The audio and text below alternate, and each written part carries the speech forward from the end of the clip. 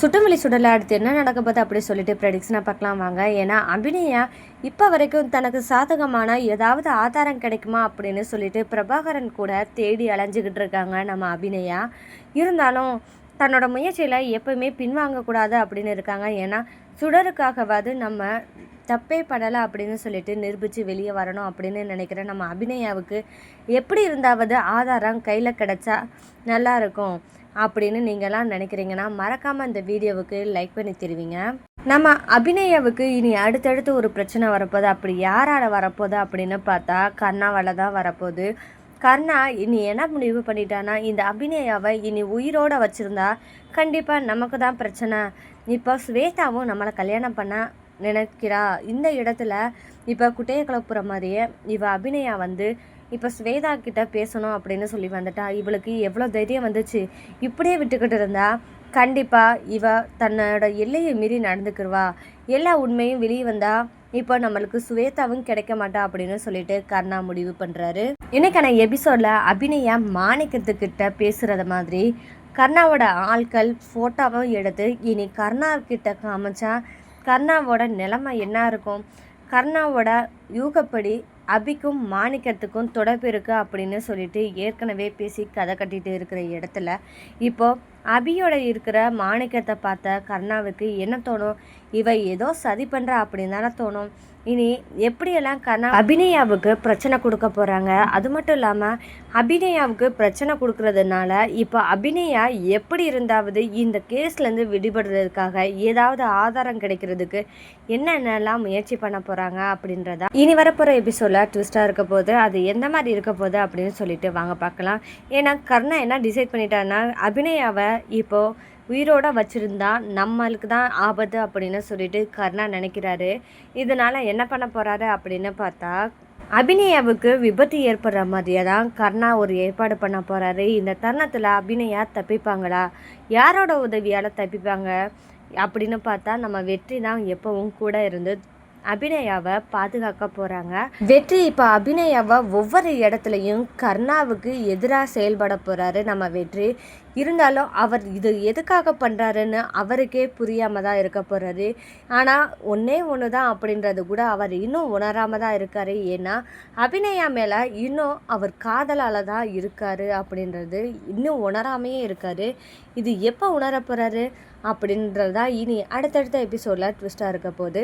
சரி, இதெல்லாம் இருக்கட்டும். அபிநயாவை இப்போ வெற்றி கர்ணாவோட ஆட்கள் கண்ணில் கண்டிப்பாக அபிநயா பட்டா அதனால சண்முகம் குடும்பத்துக்கு தான் பெரிய பிரச்சனையாகும். இதில் சுடருக்கும் பிரச்சனை வர ஆரம்பிக்கும். இதுலேருந்து மீண்டு வரணும்னா கண்டிப்பாக அபிநயாவை இப்போது கர்ணாவிட்டேருந்து காப்பாற்றுறது தான் ஒரே வழி அப்படின்னு சொல்லிட்டு வெற்றி முடிவு பண்ண போகிறாரு. இந்த மாதிரிங்க வெற்றி என்ன பண்ண போகிறான்னா அபிநயா யோசிச்சுக்கிட்டே வராங்க. நம்மளுக்கு எந்த ஆதாரமும் கிடைக்க மாட்டேங்குதே அப்படியே சொல்லிட்டு யோசிச்சுக்கிட்டு வராங்க. அந்த தருணத்தில் தான் கர்ணாவோட ஆட்கள் பின்தொடர்ந்து வரதை பாவம் அபிநயா கவனிக்கவே இல்லை. ஆனால் வெற்றி கவனிச்சிடறாரு. வெற்றி கவனிச்சது மட்டும் இல்லாமல் என்ன சொல்கிறாரு அப்படின்னு பார்த்தா அபிநயாவை கையை பிடிச்சி இழுத்து ஒரு மறைவாக நிப்பாட்டிடுறாரு. இந்த மாதிரி நேரத்தில் தான் அபிநயாவுக்கு ஒரு கோபம் வருது. எவ்வளோ தைரியம் இருந்தால் வெற்றி என் கையை பிடிச்சி இழுக்கலாம் அப்படின்னு சொல்லிட்டு கோபம் வருது. ஆனால் இதை புரிஞ்சுக்கிட்ட நம்ம வெற்றி அபிநயா கிட்ட இங்கே பாரு, உன்னை வேணும்னே கையை பிடிச்சி இழுக்கலை, கொஞ்சம் அங்கே பாரு அப்படின்னு சொல்லிட்டு அபிநயாவை பார்க்க சொல்கிறாரு. அப்போ தான் தன்னை கர்ணாவோட ஆட்கள் பின்தொடர்ந்து வந்திருக்காங்க அப்படின்றத புரிஞ்சுக்கிறாங்க. அப்போ தான் வெற்றி சொல்கிறாரு, நீ இப்படி ஃப்ரீயாக சுற்றுறதுனால இப்போ கர்ணாவோட ஆட்கள் உன்னை கண்காணிக்க ஆரம்பிச்சிட்டாங்க. இனி இதனால் என்ன ஆக போகுது அப்படின்னு பார்த்தா உன்னோட அண்ணன் குடும்பத்துக்கும் உங்கள் அண்ணனுக்கும் தான் பிரச்சனை வரப்போகுது. அதனால நீ ஜாக்கிரதையாக இருந்துக்கோ அப்படின்னு சொல்லிட்டு எச்சரிக்கிறாரு நம்ம வெற்றி. இந்த தருணத்தில் தான் நம்ம அபிநயா என்ன பதில் சொல்கிறாங்கன்னா, இங்கே பாரு, எனக்கு எக்ஸாமும் வந்துருச்சு, எக்ஸாமை எழுதிட்டேன்னா இனி எனக்கு பரோல் லீவும் முடிஞ்சிருச்சு, நான் இனி ஜெயிலுக்கு போயிடுவேன், அதனால உனக்கு கவலை வேணாம் அப்படின்னு சொல்லிட்டு வெற்றிகிட்ட சொல்கிறாங்க அபிநயா. என்னது, நான் கவலைப்படுறேன்னா, இங்கே பாரு, ஒன்றே ஒன்று தெரிஞ்சுக்கோ, நான் உனக்காக பரிதாபப்பட்டு உன்னை காப்பாற்றலை. நீ கருணா கிட்ட மாட்டுனேன்னா நீ யார்கிட்ட இருக்க? ஏற்கனவே என்கிட்ட கருணா விசாரிச்சிருக்கான். உனக்கு சம்மந்தப்பட்டவங்க யாரும் இங்கே இருக்காங்களா அப்படின்னு சொல்லிட்டு என்கிட்ட கேட்ட கேள்விக்கு நான் கருணா கிட்ட அப்படியெல்லாம் இல்லைன்னு சொல்லி தான் நான் வச்சுருக்கேன். இப்போ இந்த இடத்துல நீ கருணாவுக்கு எதிராக ஏதோ வேலை பார்த்துட்டு இருக்க அப்படின்ற மாதிரி தான் இப்போது கருணாவுக்கு தெரிஞ்சிருக்கும்னு நினைக்கிறேன். அதனால தான் இப்போ கருணாவோட ஆட்கள் உன்னை பார்த்து கண்காணிக்கணும் அப்படின்றதுக்காக வந்துட்டாங்க. கொஞ்சம் மிஸ் ஆச்சு, அவங்க என்ன செய்வாங்கன்னே தெரியாது. அதனால பார்த்து இருந்துக்கோ. உன்னால் உன்னோட வீட்டு ஆள்களுக்கோ அதாவது உங்கள் அன்னை குழந்தைகளுக்கோ எதுவும் ஆகக்கூடாதுன்னு நினைக்கிறேன் அப்படின்னு சொல்லிட்டு வெற்றி தன்னோட முடிவை சொல்லிடுறாரு. அந்த இடத்துல வெற்றியோட நோக்கம் என்னன்னு பார்த்தா இவளால் சுடருக்கு எந்த ஆபத்தும் வரக்கூடாது கருணாவுக்கு அப்படின்னு தான் அவரோட நினைப்பு.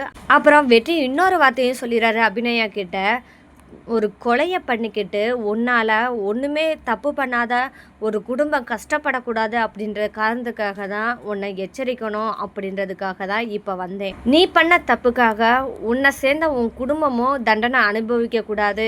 ஏன்னா நீ என்னை நம்பி வந்து தான் உங்கள் அப்பாவை இழந்த. இப்போது அந்த பாவத்தை கழிக்கணும் அப்படின்றதுக்காக தான் இப்போ நான் உன்னை காப்பாற்றிருக்கேன். பார்த்து ஜாக்கிரதையாக இருந்துக்கோன்னு சொல்லிட்டு நம்ம வெற்றி எச்சரிக்கை.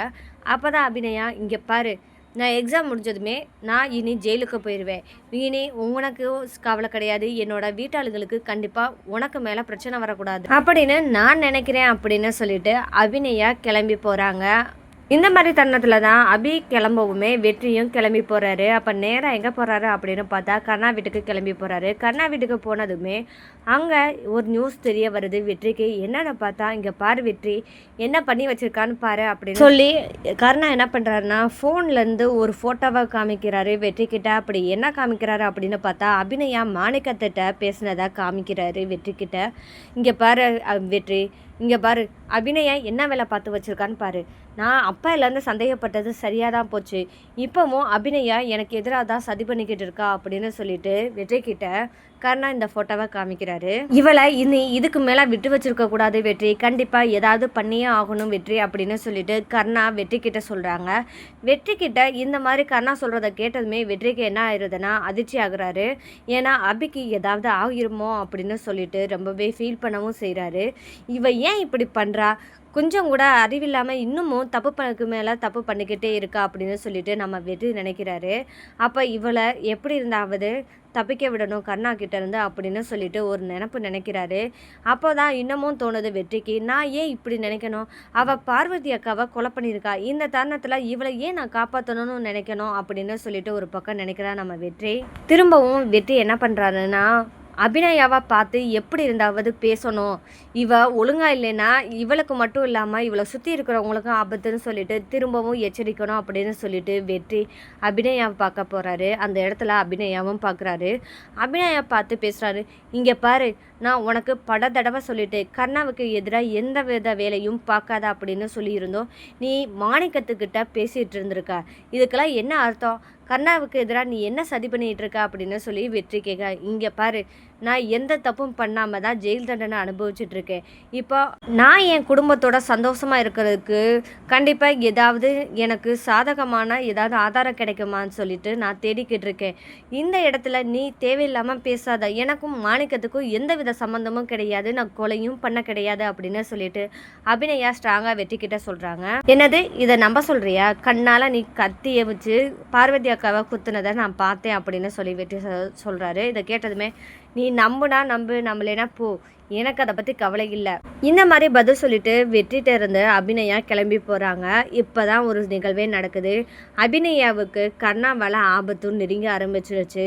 இந்த இடத்துல தான் அபிநயாவுக்கு ஒரு ஆக்சிடெண்ட் நடக்குது. இந்த தருணத்தில் பாவம் நம்ம அபிநயா ரத்த வெள்ளத்தில் கிடக்குறாங்க. அப்போது வெற்றி, அபி என்னாச்சு உனக்கு என்னாச்சு அப்படின்னு சொல்லிட்டு அபிநயா மேலே இருக்கிற காதல் அப்போ தான் வெளிப்பட ஆரம்பிக்குது. இந்த மாதிரி தன்னோட மேலே காதல் இன்னும் வெற்றிக்கு இருக்கா அப்படின்னு உணர்ந்த நம்ம அபிநயா, இங்கே பாரு வெற்றி, நான் எந்த தப்பும் பண்ணலை, என்னை நம்பு அப்படின்னு சொல்லிட்டு அபிநயா சொல்கிறாங்க. இதை கேட்ட வெற்றி, இப்பயும் அவ தப்பு பண்ணலைன்னு சொல்கிறாளே அப்படின்னு சொல்லிட்டு, உனக்கு ஒன்றும் ஆகாது, நான் ஹாஸ்பிட்டல் கூட்டிகிட்டு போகிறேன் அப்படின்னு சொல்லிட்டு பாவம் தூக்கிட்டு கிளம்புறாரு அபிநயாவை ஹாஸ்பிட்டலில் சேர்த்தது மட்டும் இல்லாமல் அபிக்கு எந்தவித ஆபத்தும் இல்லை அப்படின்னு தெரிஞ்சதுக்கப்புறம் தான் வீட்டுக்கு கிளம்பலாம் அப்படின்னு கிளம்பி போகிறாரு வெற்றி. இந்த தருணத்தில் தான் ஒரு நிகழ்வு நடக்குது. வெற்றி என்ன நினைக்கிறாருன்னா, அபிநயா தப்பு பண்ணலன்னு சொல்லிட்டு ஆரம்பத்துலேருந்து சொல்லிக்கிட்டே இருந்தா. இப்போ தனக்கு ஒரு ஆபத்து வந்தாலும் அந்த இடத்துல நான் எந்தவித தப்பும் பண்ணலைன்னு உறுதியாக பேசுகிற இடத்துல யாராக இருந்தாலும் கண்டிப்பாக நம்ப தான் தோணும். அப்போ அபி தப்பு பண்ணலையா, பார்வதி அக்காவை கொலை பண்ணலையா அப்படின்னு சொல்லிட்டு சந்தேகம் ஏற்படுது நம்ம வெற்றிக்கு. சரி, இனியாவது வெற்றி என்ன நடந்ததுன்னு உண்மையாக கேட்டு தெரிஞ்சுப்பாரா, அபிக்கு துணையாக இருப்பாரா வெற்றி அப்படின்றதாங்க இனி வர எபிசோட்லாம் ட்விஸ்ட்டாக இருக்க போது. இந்த மாதிரியான சுவாரஸ்யமான நிகழ்வுலாம் நீங்கள் தெரிஞ்சுக்கணும்னா மறக்காமல் என்னோட சேனலை சப்போர்ட் பண்ணி ஆதரவு தெரிவிங்க. மீண்டும் சந்திப்போம்.